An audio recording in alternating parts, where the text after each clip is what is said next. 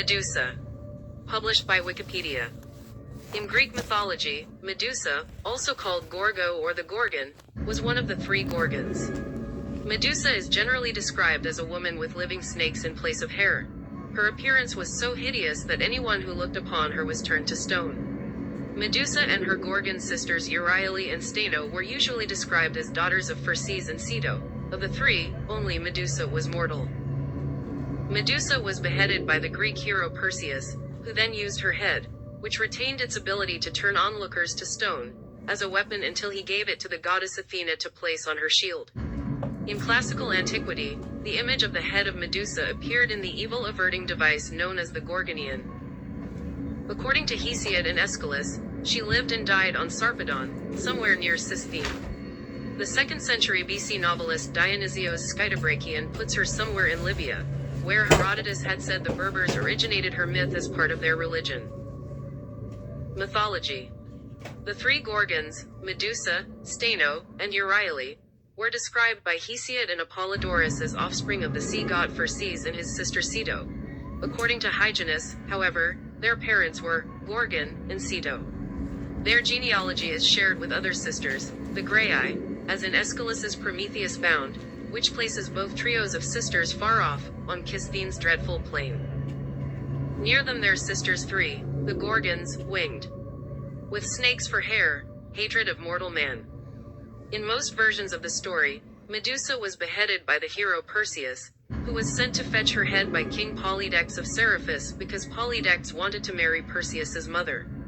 The gods were well aware of this, and Perseus received help. He received a mirrored shield from Athena, sandals with gold wings from Hermes, a sword from Hephaestus and Hades' helm of invisibility. Since Medusa was the only one of the three Gorgons who was mortal, Perseus was able to slay her. He did so while looking at the reflection from the mirrored shield he received from Athena. During that time, Medusa was pregnant by Poseidon. When Perseus beheaded her, Pegasus, a winged horse, and Chrysaor, a giant wielding a golden sword, sprang from her body. Jane Ellen Harrison argues that her potency only begins when her head is severed, and that potency resides in the head. She is in a word a mask with a body later appended. The basis of the Gorgonian is a cultus object, a ritual mask misunderstood. In the Odyssey Homer does not specifically mention the Gorgon Medusa. Less for my daring Persephone the dread. From Hades should send up an awful monster's grisly head. Harrison's translation states that the Gorgon was made out of the terror, not the terror out of the Gorgon. According to Ovid, in northwest Africa, Perseus flew past the Titan Atlas, who stood holding the sky aloft, and transformed Atlas into a stone when Atlas tried to attack him. In a similar manner, the corals of the Red Sea were said to have been formed of Medusa's blood spilled onto seaweed when Perseus laid down the petrifying head beside the shore during his short stay in Ethiopia, where he saved and wed his future wife, the lovely princess Andromeda, who was the most beautiful woman in the world at that time. Furthermore, the venomous vipers of the Sahara, in the Argonautica 4.1515, Ovid's Metamorphoses 4.770 and Lucan's Pharsalia 9.820, were said to have grown from spilled drops of her blood. The blood of Medusa also spawned the Amphisbaena. Perseus then flew to Seriphos, where his mother was being forced into marriage with the king, Polydectes, who was turned into stone by the head. Then Perseus gave the Gorgon's head to Athena, who placed it on her shield, the Aegis. While ancient Greek vase painters and relief carvers imagined Medusa and her sisters as having monstrous form, sculptors and vase painters of the 5th century BC began to envisage her as being beautiful as well as terrifying. In an ode written in 490 BC, Pindar already speaks of fair-cheeked Medusa. In a late version of the Medusa myth, by the Roman poet Ovid, Medusa was originally a beautiful maiden, but when Neptune mated with her in Minerva's temple, Minerva punished Medusa by transforming her beautiful hair into horrible snakes.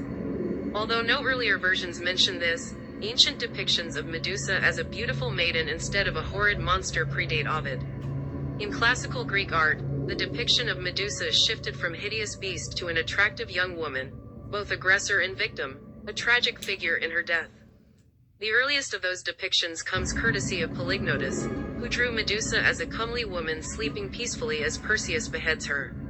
As the act of killing a beautiful maiden in her sleep is rather unheroic, it is not clear whether those vases are meant to elicit sympathy for Medusa's fate, or to mock the traditional hero. Some classical references refer to 3 Gorgons. Harrison considered that the tripling of Medusa into a trio of sisters was a secondary feature in the myth. The triple form is not primitive, it is merely an instance of a general tendency, which makes of each woman goddess a trinity, which has given us the Horae, the Charites, the Semnai, and a host of other triple groups. It is immediately obvious that the Gorgons are not really 3 but 1 plus 2. The 2 unslain sisters are mere appendages due to custom. The real Gorgon is Medusa. Modern interpretations. Historical.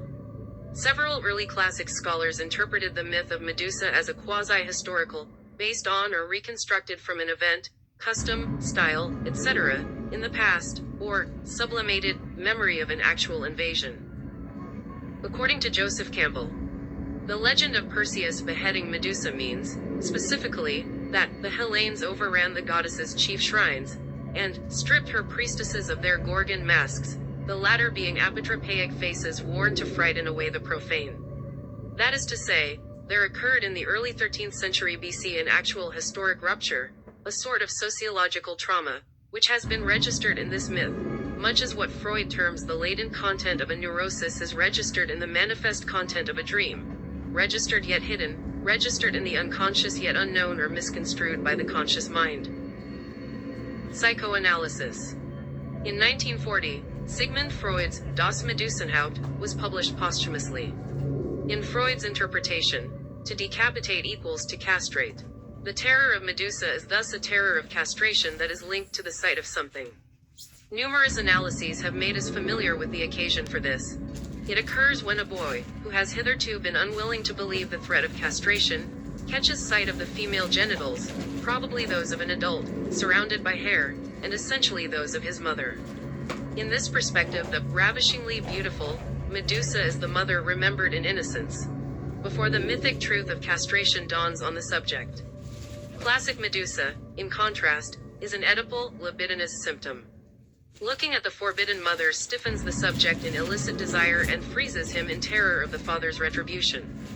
There are no recorded instances of Medusa turning a woman to stone. Archetypal literary criticism continues to find psychoanalysis useful. Beth Selig chooses to interpret Medusa's punishment as resulting from rape rather than the common interpretation of having willingly consented in Athena's temple, as an outcome of the goddess' unresolved conflicts with her own father Zeus. Feminism. In the 20th century, feminists reassessed Medusa's appearances in literature and in modern culture, including the use of Medusa as a logo by fashion company Versace. The name, Medusa, itself is often used in ways not directly connected to the mythological figure but to suggest the Gorgon's abilities or to connote malevolence. Despite her claimed origins as a beauty, the name in common usage came to mean monster. The book Female Rage, Unlocking Its Secrets, Claiming Its Power by Mary Valentis and Anne Devane notes that, when we asked women what female rage looks like to them, it was always Medusa, the snaky-haired monster of myth, who came to mind.